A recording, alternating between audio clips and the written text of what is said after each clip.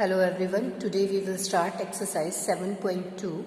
First question is find the cube root each of the following numbers by prime factorization method.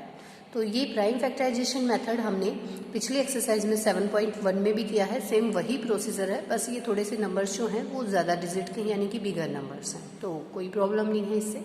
ठीक है, तो देखते हैं कैसे करेंगे। क्वेश्चन नंबर फर्स्ट है आपका, देखो फर्स्ट का फर्स्ट पार्ट है 64 है, तो प्राइम फैक्टराइजेशन करेंगे। ये एक इवन नंबर है, इट मीन्स ये 2 पे हम इसको डिवाइड करेंगे 32, फिर 32 भी इवन है, 2 पे 16 आया, फिर 2 पे किया 8 आया, फिर 2 पे किया 4 आया, 2 पे किया 2 आया और 2 पे 1। तब तक हम ये प्राइम फैक्टराइजेशन करते हैं जब तक कि हम लास्ट कंडीशन 1 तक पे इसको ना ले आए। अब क्यूब रूट है, मतलब देखो ये तो स्क्वायर रूट का साइन था, लेकिन इसके ऊपर छोटा सा ऐसे 3 इस कॉर्नर पे लगाते तो इसका मतलब क्यूब रूट बन जाता है, तो हम इसका क्यूब रूट बना रहे हैं। तो जैसे हम स्क्वायर रूट में तो क्या करते थे, तो 2 के प्राइम फैक्टराइजेशन में 2 के पेयर बनाते थे, लेकिन क्यूब की बात कर रहे हैं तो 3 के पेयर्स बनाएंगे। 3 के पेयर्स बनाएंगे। देखो ये मैंने 3 के पेयर्स बनाए, तो 3 पे से देखो ये क्यूब रूट हट गया, ये वाला 2 आ गया। अब ये मतलब इस क्यूब रूट से बाहर आ जाता है 3 में बन के, और इसका 1 टाइम ले लेंगे, फिर इसका भी 1 टाइम, तो क्यूब रूट इसके ऊपर से हट गया, 2 2 जा 4, तो ये अपना 4 का क्यूब है 64, और ये क्यूब रूट हो गया 64 का। तो इसमें प्राइम फैक्टराइजेशन ही मेथड लगेगा, बाकी और कोई नहीं। अब देखो इसका थर्ड पार्ट है 10,648, तो आप ये देख लिया करो एट फर्स्ट कि ये इवन नंबर है, ओड नंबर है, तो ये सबसे स्मॉलेस्ट पे ही करना होता है, तो आप 2 पे करें इसको।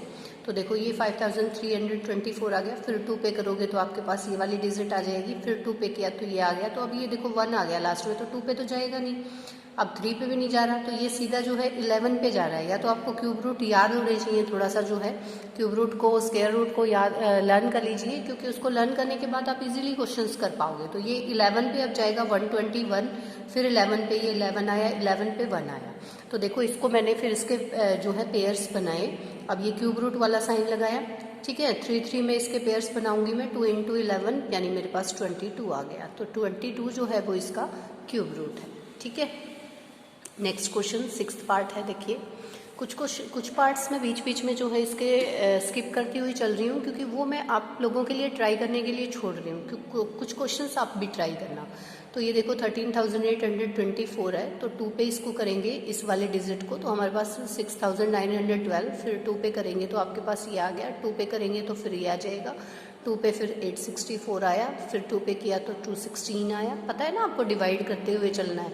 अब 2 पे इसको किया 108, फिर इसको 2 पे करेंगे 54, फिर 2 पे किया 27, 3 पे आएगा फिर, अब क्योंकि 27 है 2 पे तो जाएगा नहीं, अब 3 पे 9 आया, फिर 3 पे किया 3 और 3 पे 1। तो अब इसका क्यूब रूट हम निकालेंगे। देखो इन सारे डिजिट्स को, ये जो आए थे ना हमारे पास नंबर प्राइम नंबर्स, इनको लिखेंगे और 3 के पेयर बनाएंगे। तो देखो इन 3 नंबर्स का तो एक बार 2 आ गया, इन वाले का एक बार 2 आ गया, और इस वाले का एक बार 2 आ गया, और इस वाले का 3 आ गया, और क्यूब रूट जो है ऊपर से हट गया।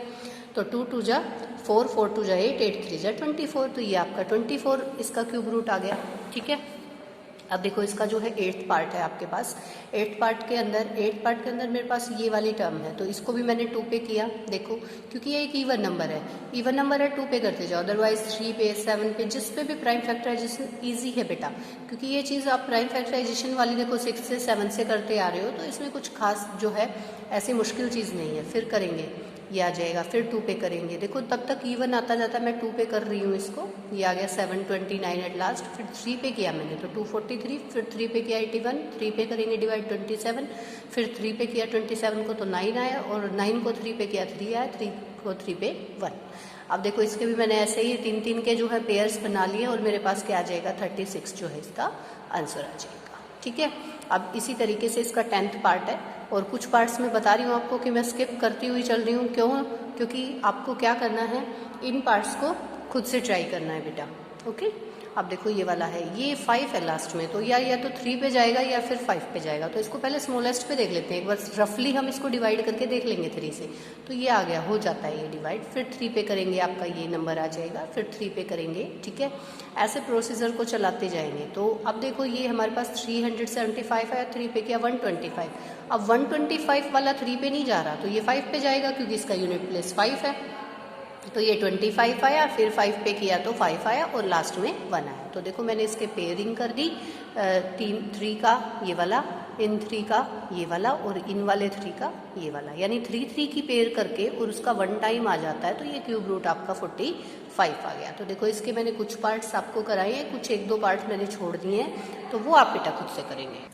सेकंड क्वेश्चन क्या है, ये स्ट्रेट ट्रू फॉल्स, आपको ट्रू फॉल्स बतानी है। ट्रू फॉल्स कैसे बताएंगे, देखो सबसे पहले आपके पास है cube of any odd number is even.